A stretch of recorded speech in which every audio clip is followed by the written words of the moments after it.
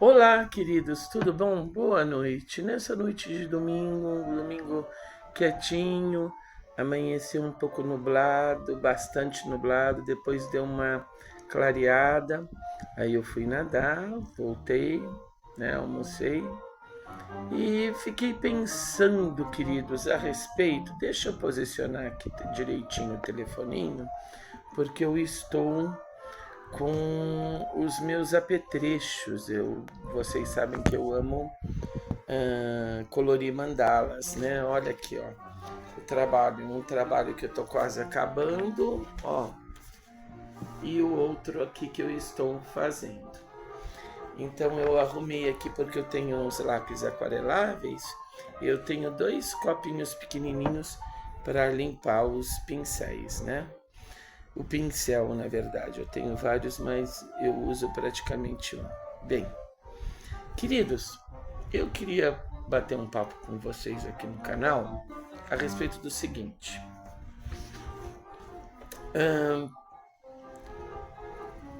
Não são somente os trens interurbanos, os cargueiros que existem.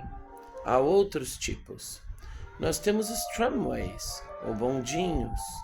Exemplo disso é o bondinho de Santa Teresa e o bondinho do Valongo em Santos, que felizmente foi restaurado. Nós temos os VLTs, exemplo maior é o nosso querido VLT Carioca, e nós temos os transurbanos. O que são os trens transurbanos? São aqueles que servem localidades próximas, mais ou menos conurbadas, onde você faz uma pequena viagem, mas não é uma viagem tão comprida assim. Eles ficam entre o trem interurbano ou de longo curso e os VLTs. São muito interessantes e muito comuns, sobretudo na Suíça, onde há regiões onde as localidades são muito próximas, apesar de não serem conurbadas. Há uma coisa que vocês estão ouvindo no fundo, são os trios para piano de Joseph Haydn interpretados pelo Beaux-Arts Trio. Acredito ser a maior interpretação dessas obras, além de ser absolutamente integral. Muito bem, voltando. Esses trens, querido, transurbanos, eles são uma inspiração e uma viabilidade para a restauração de todos os ramais, tanto em São Paulo quanto no resto do Brasil. Por quê? Porque eles poderão conviver perfeitamente com o ambiente urbano. Então, em lugares onde os trilhos foram erradicados, permita-me tirar o óculos, e acabaram fazendo rua, avenida, o trem transurbano convive perfeitamente bem com o ambiente viário urbano. E eles podem fazer conexões maravilhosas entre cidades maiores e menores. Por exemplo, imagine um jovem ou uma jovem, estudante do colegial, morar na cidade de Motuca e poder estudar ou em Rincão, ou mesmo em Guariba, ou ainda alguém que more em Córrego Rico ir estudar em Jaboticabal. É perfeitamente factível isso. Basta querer, basta desejar. Eu aqui no meu canal, eu procuro mostrar a todos os apaixonados por ferrovia o quanto é importante a mobilização e o quanto é importante acreditarmos. Eu vou agora entrar um pouco numa esfera da ciência política e da sociologia. O Brasil não subsidia saúde, quase. Subsidia mais que muitos países, mas ainda muito pouco. Educação, pouquíssimo, sobretudo a chamada educação básica e a fundamental, né? O prezinho, o primário, ginásio e colegial.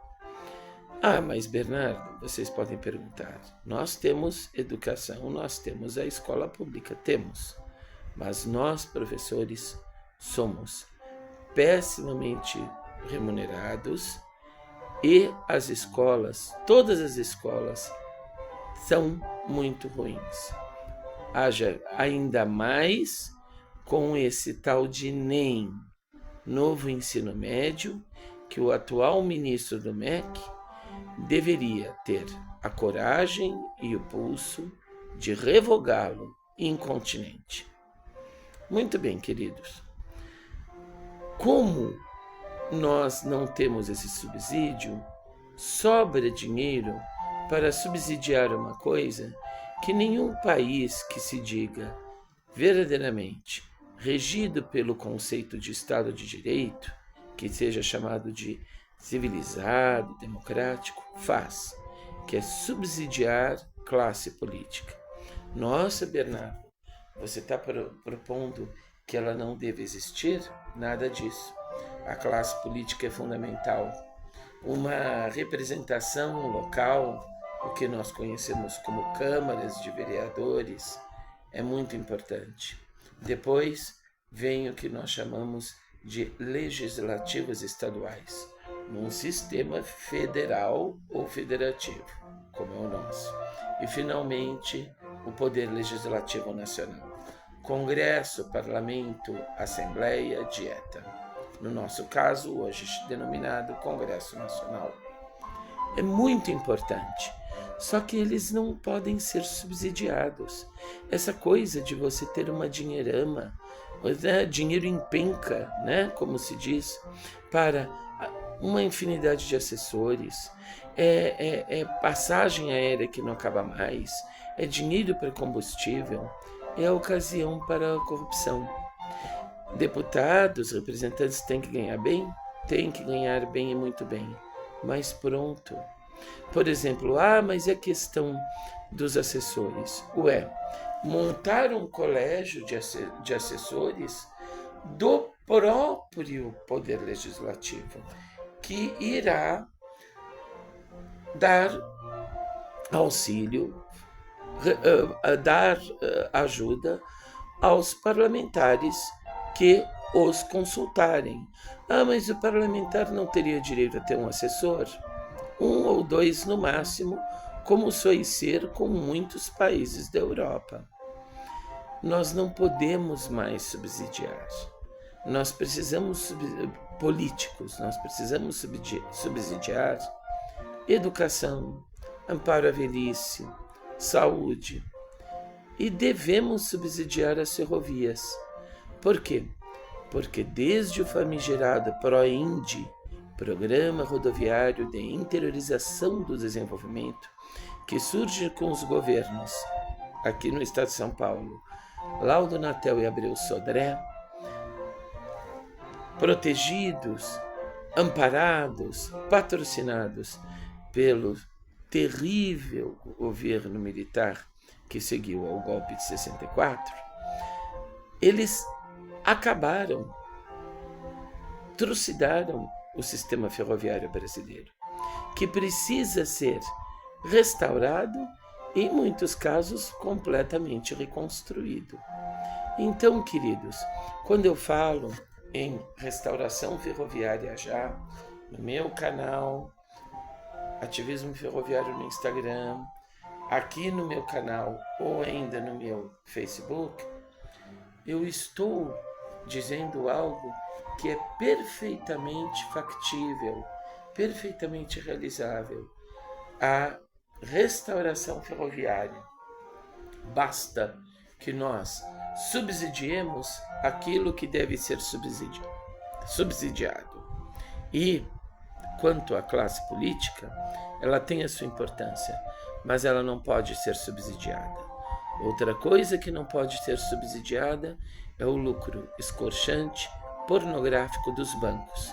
Nós subsidiamos o pagamento da chamada dívida pública através de juros para lá de abusivos que tiram o dinheiro da sociedade brasileira, não devolvendo nada em troca.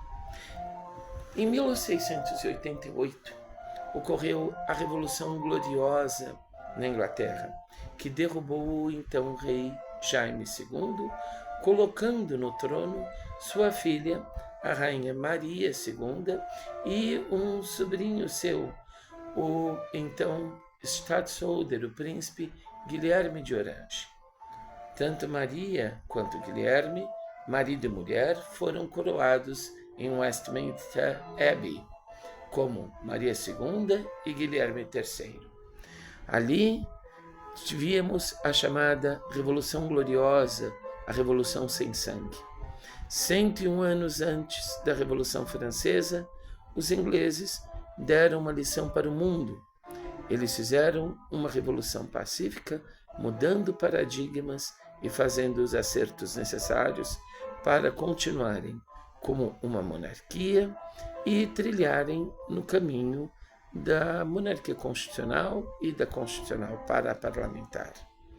Nós devemos, quando eu proponho, nós devemos realizar algo semelhante. Por isso eu falo em revolução ferroviária.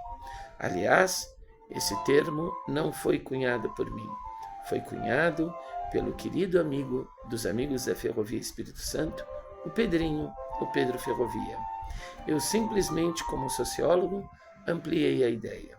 O conceito de revolução ferroviária, ele vem de encontro a ideias de vários estudiosos, como, por exemplo, Gilberto Freire na antropologia e o grande e saudoso professor Milton Santos da geografia, que fala, quer dizer, ele já é falecido, mas em sua obra ele fala e insiste nos espaços, na ocupação, na compreensão dos espaços. E também utiliza os conceitos do querido e saudoso mestre professor José Murilo de Carvalho. Portanto, queridos, façamos isso. Vamos fazer uma restauração ferroviária, façamos uma revolução ferroviária para ampliar, compreendermos o país em que vivemos, para podermos combater as desigualdades e fazê-lo crescer. Trazer uma opção real e humana de progresso para toda a sociedade brasileira. Vamos pensar sobre isso? Convido à reflexão e deixo aqui o meu forte abraço e uma excelente semana. E estou me despedindo com esse som belíssimo do Beaux-Arts Trio, interpretando Joseph Haydn e os seus maravilhosos trios para piano. Até mais, queridos. Fiquem com Deus e uma ótima semana. E até o próximo vídeo.